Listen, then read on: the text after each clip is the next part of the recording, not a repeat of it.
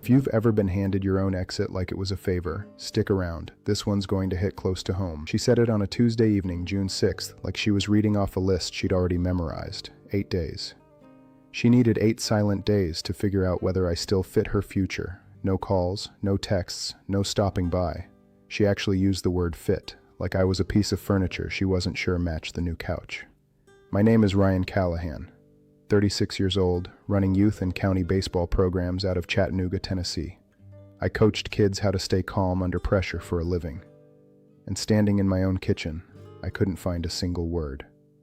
She thanked me for being mature before I even opened my mouth. That part burned more than anything else she said.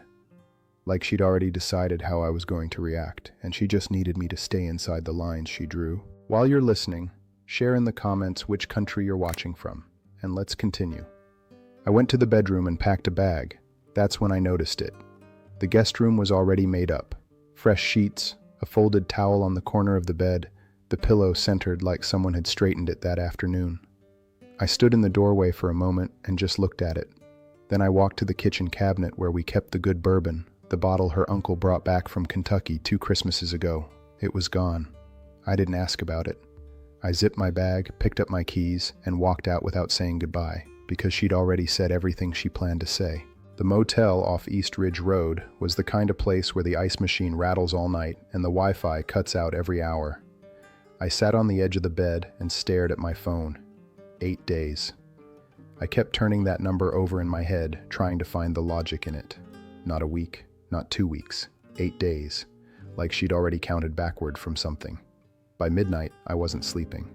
I was rebuilding the last 3 months in my head, piece by piece, and every piece fit a picture I didn't want to look at directly. The locked phone screens, the new workout schedule that started in February, right after she joined that charity committee, the way her mother Darlene had asked me, almost casually, at Easter dinner, whether my name was still on the condo deed.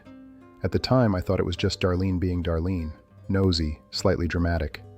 Sitting in that motel room, it didn't feel casual anymore. I checked Instagram around 1 in the morning.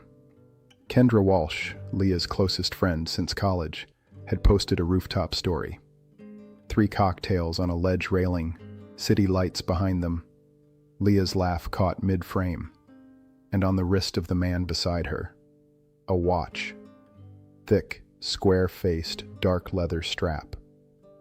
I had seen that watch before. I just couldn't place it yet. The clip was gone in under a minute. I refreshed twice to make sure. It had been up long enough for me to catch it, then it vanished. Kendra knew exactly what she posted, and she knew exactly when to pull it. I opened our shared Google Calendar next. Riverfront Week, the summer festival Leah and I had gone to together for 4 straight years, was blocked across all 8 days. Both tickets, already purchased, sitting in her email. She hadn't mentioned it once. Hadn't asked if I wanted to go. Hadn't asked if I'd made it to the motel either. Not a single text since I walked out the door. That silence didn't feel like someone thinking. It felt like someone who already had her evening planned. I set my phone face down on the nightstand and stared at the ceiling until the ice machine kicked on again down the hall. The next afternoon, Paige Donnelly, a woman from Leah's old marketing job, posted festival photos from day 1 of Riverfront Week. I saw them while eating a gas station sandwich in the motel parking lot, because apparently that was my life now. Leah was in 3 of the pictures. She was smiling the wide, open smile she used when she was genuinely relaxed, not performing it. And she was standing next to Bryce Mercer, the real estate agent she'd met at a charity mixer in our building back in March. I remembered him. Tall, good handshake, the kind of guy who talks about square footage like it's poetry. She'd mentioned him once, briefly, and I hadn't thought about it again.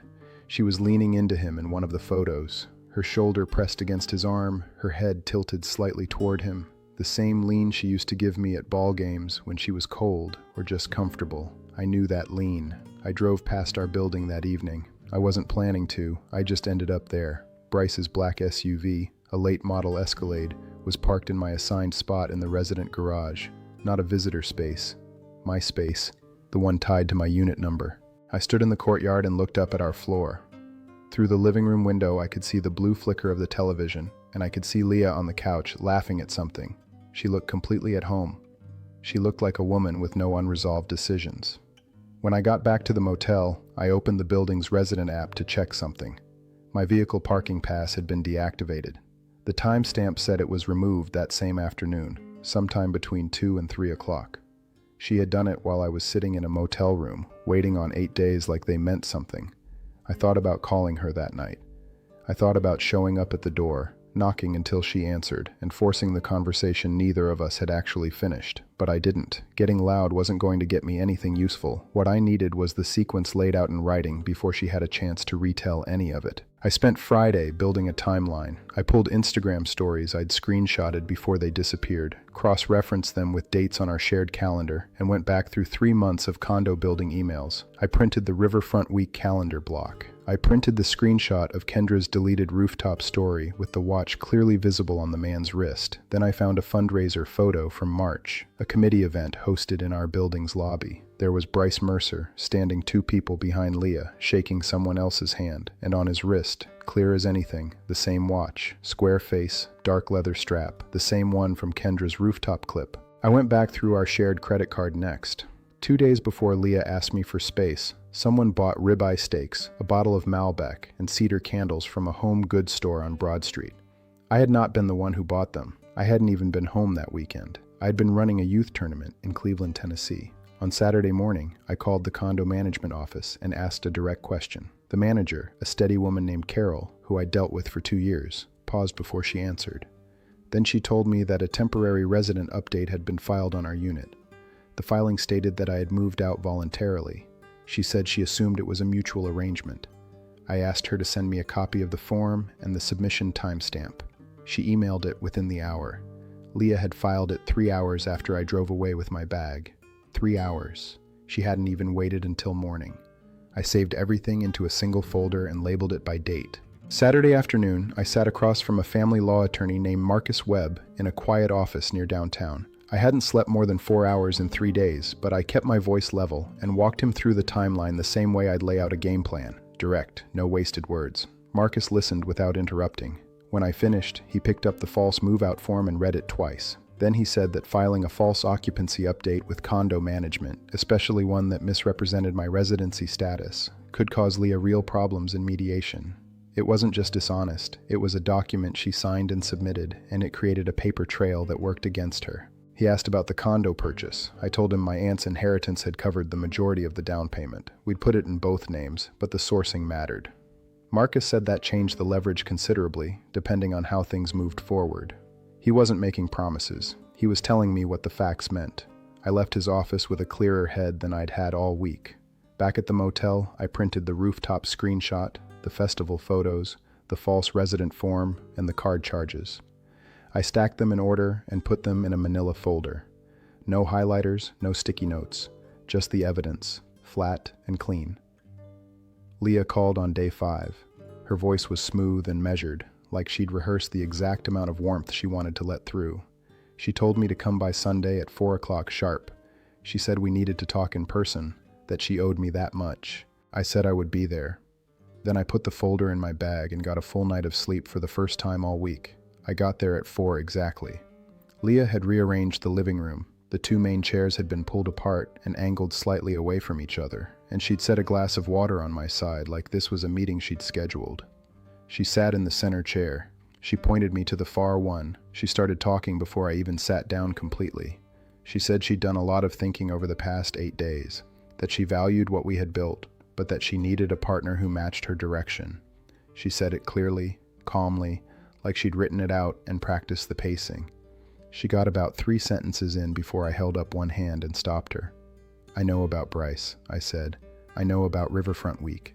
I know about the parking pass, and I know about the form you filed with Carol 3 hours after I left. She went still. Then she started to say it was complicated, that things had gotten confused over the past few months, that she hadn't meant for any of it to look the way it looked. Confused people don't delete stories in under a minute, I said. And they don't remove their husband's parking pass on a Thursday afternoon. I reached into my bag, pulled out the folder, and slid the divorce papers across the coffee table. Not the timeline, not the screenshots. Those stayed in the folder. Just the papers, face up, with her name already typed at the top. Your 8-day trial ended after the first night, I told her.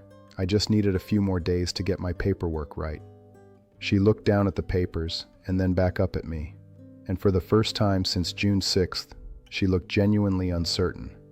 Not sad, not angry. Uncertain. Because she had walked into this conversation expecting to deliver a verdict, and I had already changed the case. 6 weeks later, Leah was renting a furnished loft on the north side of downtown. Bryce Mercer had disappeared from the picture right around the time the attorneys got involved. Funny how fast a man steps back when secret dinners start turning into legal disclosures and financial affidavits. Turned out the version of Leah he wanted didn't come with any of the real-life paperwork attached to it. The condo stayed with me. The false move-out filing she submitted to Carol became one of the cleaner pieces of evidence in the whole process. Marcus had been right. It backfired exactly the way he predicted. Combined with the documentation of my aunt's inheritance covering the down payment, the buyout negotiation moved faster than either of her attorneys expected. She walked away with less than she'd planned on, and the timeline she thought she controlled ended up working against her. Darlene called me twice in those 6 weeks. The first time she wanted to talk about forgiveness and what family means when things get hard. I listened politely and told her I appreciated the call. The second time, my attorney had already sent her a letter along with the bank records, the condo emails, and a copy of the false resident form her daughter had signed. After that, the calls stopped. I took my nephew Tyler to Riverfront Week. We used both tickets, the same two Leah had blocked on the shared calendar for herself and someone else. Tyler was 9 years old and spent 3 hours eating funnel cake and watching the River concert with his mouth half open the whole time. We closed down the festival grounds. I drove home with the windows down and the radio low. That night, I slept straight through until morning. No ice machine, no replaying conversations, no counting backwards from 8. Leah had always seen me as the steady option, the one who would absorb whatever she decided and wait patiently for her to choose. She wasn't wrong about the patient part. She just miscalculated what happens when patience lines up with documentation. The moment she forced that ending, she lost any say in what came after, and I never lost a night of sleep over that. Was Leah banking on Ryan being too proud to fight back, or did she just underestimate how prepared he already was? Drop your answer in the comments, and if this story hit, leave a like and subscribe. More every week.